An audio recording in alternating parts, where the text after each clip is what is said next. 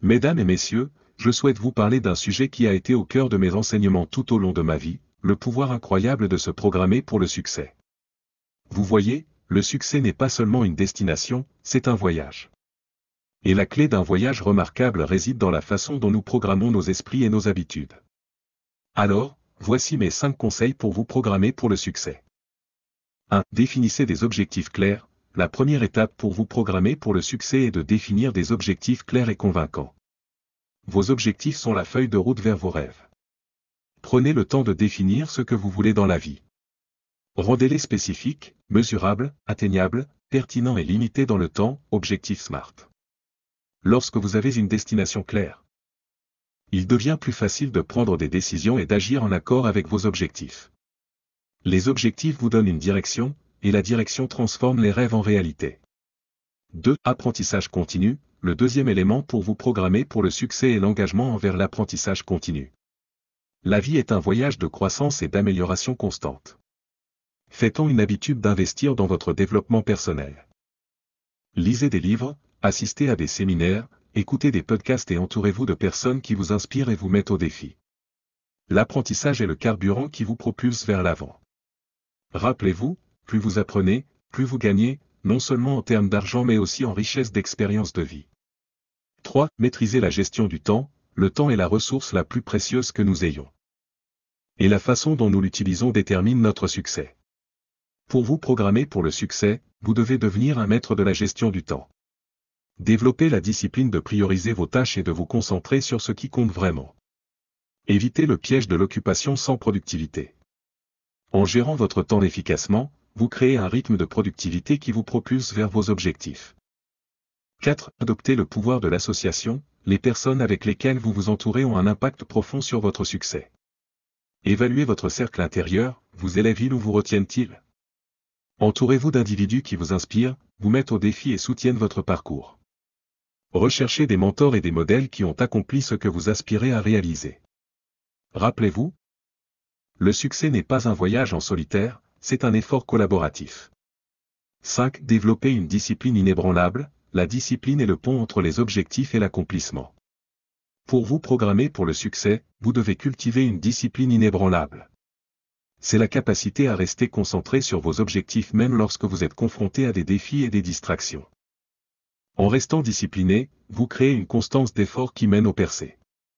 Maintenant, laissez-moi vous expliquer pourquoi la lecture de livres sert de mentor pour la croissance personnelle. Premièrement, les livres fournissent un vaste réservoir de connaissances.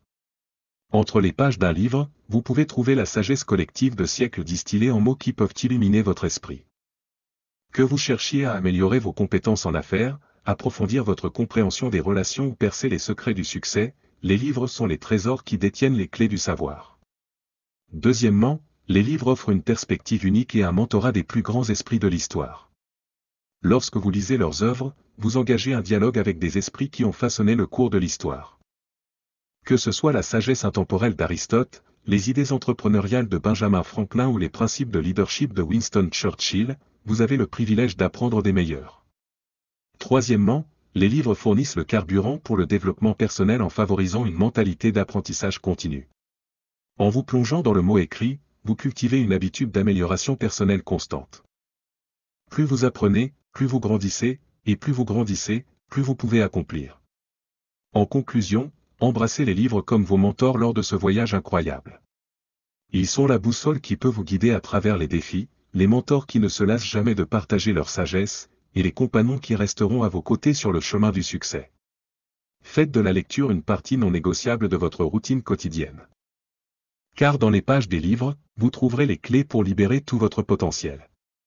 Merci, et que votre engagement envers la lecture soit le catalyseur d'une vie de croissance continue et de succès extraordinaire. Êtes-vous quelqu'un qui lutte contre l'auto-sabotage? Vous retrouvez-vous souvent à vous mettre des bâtons dans les roues, entravant votre propre réussite? Eh bien, vous n'êtes pas seul. Dans le message d'aujourd'hui, nous discuterons des façons courantes dont nous sabordons notre propre succès et, plus important encore, comment y mettre un terme. L'auto-sabotage est un problème courant qui affecte de nombreuses personnes. Et cela peut être un obstacle majeur pour atteindre nos objectifs et nos rêves. Mais la bonne nouvelle, c'est que ce n'est pas un état permanent. En écoutant ce message, vous apprendrez comment inverser la tendance et commencer à ouvrir la voie vers votre propre succès. Alors, si vous êtes prêt à prendre le contrôle de vos actions et à vous libérer de l'auto-sabotage, restez à l'écoute car dans quelques instants, je partagerai avec vous 5 moyens puissants d'arrêter de saboter votre propre succès. Plongeons-nous et commençons à créer la vie que vous méritez vraiment, en commençant par le numéro 5, qui est d'arrêter de saboter votre propre succès en pratiquant l'auto-soin et la compassion envers vous-même. Maintenant, vous vous demandez peut-être, comment l'auto-soin et la compassion envers soi-même peuvent-ils nous aider à réussir? Eh bien, laissez-moi vous dire, mes amis, ils sont la fondation sur laquelle tout autre succès est construit. Le succès ne concerne pas seulement les réalisations externes, il concerne également notre bien-être interne, et l'auto-soin et la compassion envers soi-même sont les outils qui nous aident à maintenir ce bien-être. Alors, qu'est-ce que l'auto-soin exactement?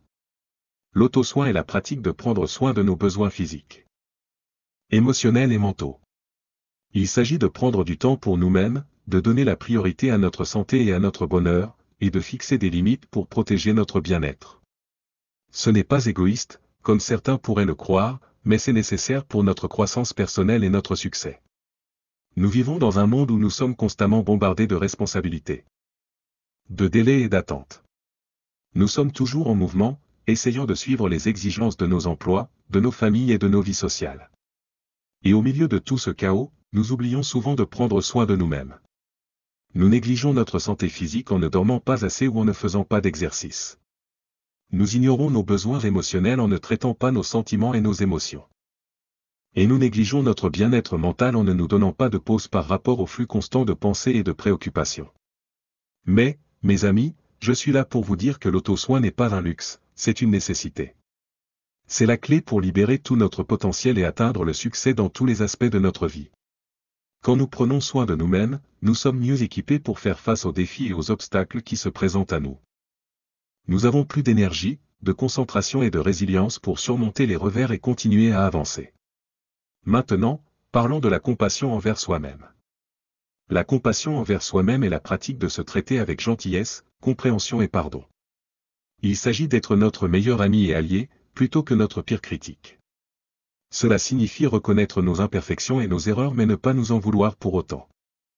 Cela signifie nous donner le même amour et la même compassion que nous donnerions à un cher ami ou à un membre de notre famille. Beaucoup d'entre nous avons un critique intérieur sévère qui nous dit constamment que nous ne sommes pas assez bons, pas assez intelligents, ou pas assez capables. Cette autodépréciation peut être préjudiciable à notre estime de soi et à notre confiance. Cela peut nous retenir de réaliser tout notre potentiel. Mais avec la compassion envers soi-même, nous pouvons faire taire ce critique intérieur et le remplacer par une voix aimable et supportive. Nous pouvons apprendre à être doux avec nous-mêmes et à accepter que nous sommes humains et que nous commettrons des erreurs. Mais ces erreurs ne nous définissent pas, et elles n'entament pas notre valeur. Alors, mes amis, comment pratiquons-nous l'auto-soin et la compassion envers nous-mêmes dans notre vie quotidienne? Cela commence par de petites actions intentionnelles.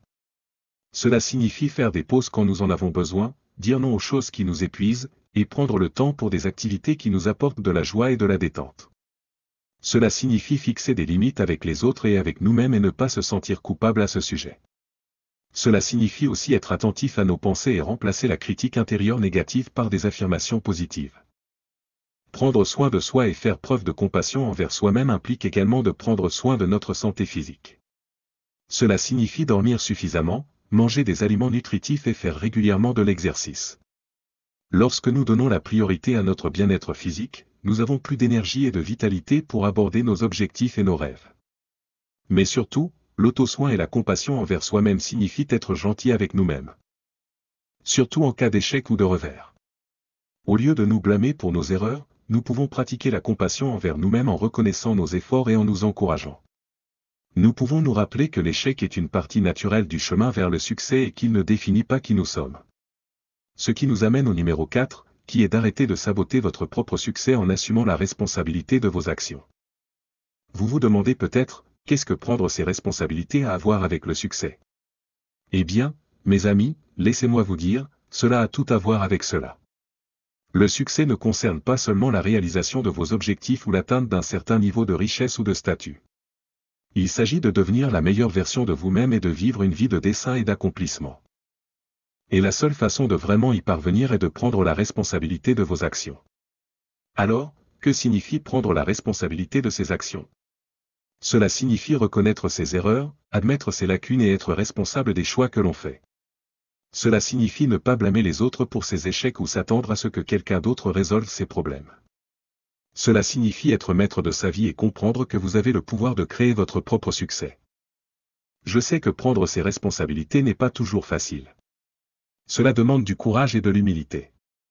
Cela signifie affronter ses peurs et admettre quand on a tort. Mais laissez-moi vous dire, mes amis, les récompenses en valent la peine.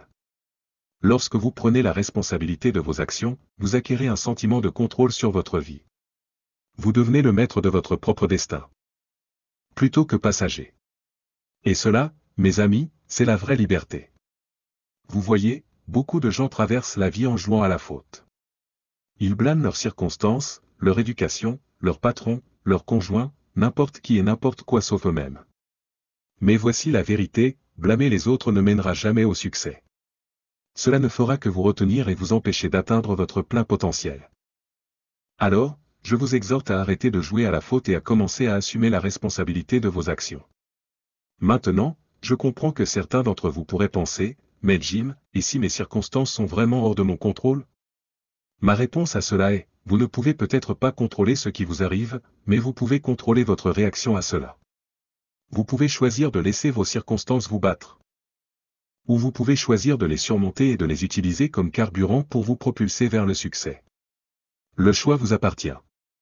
Assumer la responsabilité signifie aussi être proactif. Cela signifie ne pas attendre que quelqu'un d'autre résolve vos problèmes ou que l'occasion parfaite se présente à votre porte. Cela signifie prendre des mesures et faire en sorte que les choses se produisent pour vous-même. Comme dit le dicton, si vous voulez que quelque chose soit fait, faites-le vous-même. Alors, arrêtez d'attendre le moment parfait et commencez à le créer. Un autre aspect important de la prise de responsabilité est d'apprendre de ses erreurs. Nous faisons tous des erreurs, c'est une partie de la vie. Mais ce qui distingue les individus réussis du reste, c'est leur capacité à apprendre de leurs erreurs et à les utiliser comme des marches vers le succès. Alors, n'ayez pas peur d'échouer. Acceptez vos échecs, apprenez d'eux et utilisez-les pour grandir et vous améliorer. De plus, assumer la responsabilité signifie aussi avoir une attitude positive. Cela signifie ne pas s'attarder sur le passé ou s'inquiéter pour l'avenir. Cela signifie se concentrer sur le présent et tirer le meilleur parti de chaque situation. Une attitude positive est un outil puissant qui peut vous aider à surmonter n'importe quel obstacle et à atteindre vos objectifs. Alors, choisissez de voir le bon côté de chaque situation et regardez comment cela transforme votre vie. Ce qui nous amène au numéro 3, qui est d'arrêter de saboter votre propre succès en vous entourant de personnes positives et soutenantes. Maintenant, je veux que vous preniez un moment pour réfléchir aux personnes dans votre vie. Sont-elles positives et soutenantes? Vous encouragent-elles à poursuivre vos rêves et à viser les étoiles? Ou vous dépriment-elles et vous font-elles douter de vous-même? Vous voyez, mes amis, les personnes avec lesquelles vous vous entourez peuvent être soit votre plus grand atout, soit votre plus gros handicap. Elles peuvent vous soutenir ou vous abattre. Et c'est à vous de choisir avec qui vous voulez vous entourer. Comme le dit le dicton, vous êtes la moyenne des 5 personnes avec lesquelles vous passez le plus de temps. Donc, si vous voulez réussir, vous devez vous entourer de personnes réussies et positives. Je sais que ce n'est pas toujours facile de se séparer des personnes négatives et non soutenantes de notre vie. Elles peuvent être des membres de notre famille, des amis ou même des collègues. Mais parfois, nous devons prendre des décisions difficiles pour notre bien-être et notre réussite. Comme le grand Jim Rohn l'a dit un jour. Vous ne pouvez pas traîner avec des gens négatifs et espérer vivre une vie positive. Il est donc temps d'évaluer les personnes dans votre vie et de faire les changements nécessaires. S'entourer de personnes positives et soutenantes ne consiste pas seulement à avoir une équipe de supporters. Il s'agit d'avoir un réseau de personnes qui vous défieront, vous inspireront et vous tiendront responsable. Ces personnes vous pousseront à être la meilleure version de vous-même et ne vous laisseront pas vous contenter de la médiocrité. Mais comment trouver ces personnes positives et soutenantes? Eh bien, cela commence par être une personne positive et soutenante vous-même. Vous attirez ce que vous émettez dans le monde. Donc, si vous voulez vous entourer de personnes positives et soutenantes, vous devez en être une vous-même. Soyez gentil, encouragez et soyez une source de positivité pour les autres. Cela attirera non seulement des personnes similaires dans votre vie, mais vous rendra également meilleur. Une autre façon de trouver des personnes positives et soutenantes est de rejoindre des groupes ou des communautés qui correspondent à vos objectifs et à vos valeurs. Il peut s'agir de groupes de réseautage, de groupes de réflexion ou même de communautés en ligne. S'entourer de personnes ayant des objectifs et des valeurs similaires aux vôtres vous fournira non seulement un système de soutien, mais vous donnera également l'occasion d'apprendre et de grandir ensemble. Enfin, n'ayez pas peur de mettre fin aux relations toxiques. Aussi difficile que cela puisse être, parfois nous devons nous éloigner des personnes qui apportent de la négativité dans nos vies. Cela ne signifie pas que vous devez les couper complètement, mais il est important de fixer des limites et de limiter vos interactions avec elles. Rappelez-vous, votre bien-être mental et émotionnel est aussi important que votre santé physique. Ce qui nous amène au numéro 2, qui est d'arrêter de saboter votre propre succès en fixant des objectifs réalistes. Vous vous demandez peut-être pourquoi c'est la deuxième façon. Ne devrait-ce pas être la première? Eh bien, laissez-moi vous dire ceci, mes amis, sans fixer d'objectifs réalistes, vous n'arriverez jamais au point de saboter votre propre succès. Fixer des objectifs réalistes est la base de tout voyage réussi. C'est la feuille de route qui vous guidera vers vos rêves et aspirations. Mais que signifie exactement fixer des objectifs réalistes? Tout d'abord et avant tout, cela signifie être honnête avec soi-même. Cela signifie comprendre ses forces et ses faiblesses, ses limites et son potentiel. Cela signifie fixer des objectifs réalisables et à portée de main. Maintenant, cela ne signifie pas que vous devriez vous limiter ou viser la médiocrité. Non, mes amis, cela signifie simplement que vous devriez fixer des objectifs stimulants mais atteignables. Laissez-moi vous donner un exemple. Disons que vous voulez démarrer votre propre entreprise. Votre objectif ultime est de devenir millionnaire dans les 5 prochaines années. Maintenant, c'est un excellent objectif à avoir, mais est-ce réaliste? Pouvez-vous réaliser réalistement $1 million en seulement 5 ans? Peut-être, mais cela nécessitera beaucoup de travail acharné, de dévouement et un peu de chance. Alors, pourquoi ne pas plutôt fixer un objectif plus réalisable, comme gagner $100 000 la première année de votre entreprise? Cet objectif est toujours stimulant, mais il est aussi plus réaliste et atteignable. Et une fois cet objectif atteint, vous pouvez vous fixer des objectifs encore plus ambitieux pour les années suivantes. Un autre aspect important de la définition d'objectifs réalistes est de les rendre spécifiques et mesurables. Au lieu de dire « je veux perdre du poids », fixez un objectif précis tel que « je veux perdre 20 livres dans les 6 prochains mois ». De cette façon, vous avez une cible claire à atteindre, et vous pouvez suivre vos progrès tout au long du chemin. Et n'oubliez pas, mes amis, le progrès est la clé du succès. Tant que vous avancez, même si ce n'est qu'un petit pas à la fois, vous êtes sur la bonne voie. Maintenant, je veux aborder une idée fausse courante sur la définition d'objectifs réalistes. Beaucoup de gens pensent que fixer des objectifs réalistes signifie jouer la sécurité et se contenter de moins. Mais laissez-moi vous dire ceci, mes amis, fixer des objectifs réalistes ne signifie pas se contenter de moins. Cela signifie simplement être intelligent et stratégique concernant vos objectifs. Cela signifie se mettre en position de succès plutôt que d'échec.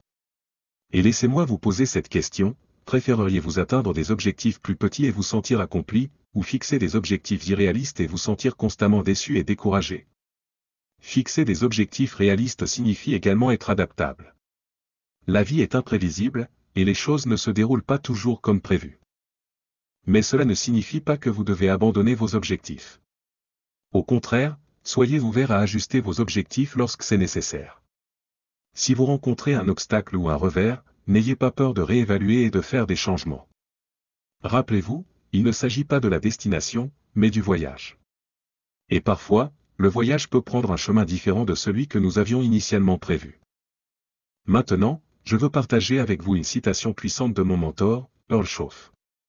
Il a dit, « Ne souhaitez pas que ce soit plus facile, souhaitez que vous soyez meilleur. » Cette citation résume parfaitement l'essence de la définition d'objectifs réalistes. Il ne s'agit pas de prendre le chemin le plus facile, il s'agit de s'améliorer continuellement et de devenir de meilleures versions de nous-mêmes. Et quand nous faisons cela, nous pouvons accomplir tout ce que nous avons décidé de faire. Mes amis, fixer des objectifs réalistes est la clé pour libérer tout votre potentiel. C'est le pont qui vous mènera de là où vous êtes à là où vous voulez être. Donc, je vous exhorte, ne sabotez pas votre propre succès en fixant des objectifs irréalistes. Au lieu de cela, soyez honnête avec vous-même. Fixez des objectifs spécifiques et mesurables, et soyez adaptables. Et surtout, ne cessez jamais de chercher à devenir meilleur. Rappelez-vous, les seules limites que nous avons sont celles que nous nous fixons. Ce qui nous amène au numéro 1, qui est d'arrêter de saboter votre propre succès en identifiant et en remettant en question les schémas de pensée négatifs. La première étape vers la réussite est de prendre conscience de nos pensées. Nous devons prêter attention aux voix dans notre tête et remettre en question leur validité. Juste parce que nous pensons quelque chose ne signifie pas que c'est vrai. Par exemple, si vous avez pour objectif de démarrer votre propre entreprise mais que votre esprit vous dit constamment que vous n'avez pas ce qu'il faut, que vous allez échouer, ou que c'est trop risqué, vous devez remettre en question ces pensées. Demandez-vous, d'où viennent ces pensées? Sont-elles basées sur des faits ou simplement sur la peur? M'aident-elles ou me retiennent-elles? Les schémas de pensée négatives découlent souvent de nos expériences passées, de notre éducation, ou des opinions des autres. Mais la bonne nouvelle est que nous avons le pouvoir de les changer. Nous pouvons choisir de laisser tomber ces croyances limitantes et de les remplacer par des pensées inspirantes. La prochaine étape est de remplacer les pensées négatives par des pensées positives. Au lieu de dire « je ne peux pas le faire », dites « je suis capable et je trouverai un moyen ». Au lieu de dire « je ne suis pas assez intelligent », dites « je suis constamment en train d'apprendre et de grandir ». Ces changements peuvent sembler minimes, mais ils peuvent faire une énorme différence dans la façon dont nous abordons nos objectifs et finalement nos résultats. Il est également important de nous entourer d'influences positives. Les personnes avec qui nous passons du temps et le contenu que nous consommons peuvent avoir un impact significatif sur nos pensées et nos croyances. Choisissez de passer du temps avec des personnes qui vous élèvent et vous inspirent, et consommez du contenu qui vous motive et vous éduque. Rappelez-vous, vous devenez la moyenne des 5 personnes avec lesquelles vous passez le plus de temps. Alors choisissez judicieusement. Un autre moyen puissant de remettre en question les schémas de pensée négatifs est de pratiquer la gratitude. Lorsque nous nous concentrons sur ce pourquoi nous sommes reconnaissants, nous changeons notre état d'esprit de manque à abondance. Nous commençons à voir le bien dans nos vies et à apprécier ce que nous avons plutôt que de nous concentrer constamment sur ce que nous n'avons pas. La gratitude nous aide également à maintenir une attitude positive et attire plus de positivité dans nos vies. Mais soyons réalistes, changer nos schémas de pensée n'est pas une tâche facile. Cela prend du temps et des efforts, et nous rencontrerons des revers en chemin. C'est pourquoi il est important d'être patient et gentil avec nous-mêmes. Nous devons comprendre que nous ne sommes pas définis par nos pensées et que nous avons le pouvoir de les changer. C'est comme construire un muscle, plus nous pratiquons, plus nous devenons forts. De plus, nous devons être attentifs au langage que nous utilisons, tant dans nos pensées que dans nos paroles. Nos mots ont du pouvoir, et ils peuvent soit nous élever soit nous abattre. Alors au lieu de dire « je suis un échec », dites « j'ai échoué dans cette tâche particulière, mais je ne suis pas un échec ». Le petit changement de langage peut faire une grande différence dans la façon dont nous nous percevons. Et nos capacités. Enfin, il est important de se rappeler que le succès n'est pas une destination, c'est un voyage. Nous rencontrerons des défis et des échecs, mais ceux-ci ne sont que des opportunités de croissance et d'apprentissage. C'est comment nous répondons à ces défis qui déterminera notre succès. Alors au lieu de laisser des pensées négatives nous retenir, utilisons-les comme carburant pour nous propulser en avant. Rappelez-vous, nos pensées ne sont pas des faits, et nous avons le pouvoir de les changer. Choisissons de penser positivement, entourons-nous de positivité, pratiquons la gratitude, et soyons patients et gentils avec nous-mêmes. Et surtout, agissons vers nos objectifs et nos rêves, car c'est le seul moyen de les transformer en réalité. Merci de m'avoir écouté, et je vous souhaite à tous le meilleur dans votre parcours vers le succès. Comme je le dis toujours, le succès ne se poursuit pas, il est attiré par la personne que vous devenez. Alors devenons la meilleure version de nous-mêmes et attirons le succès que nous méritons.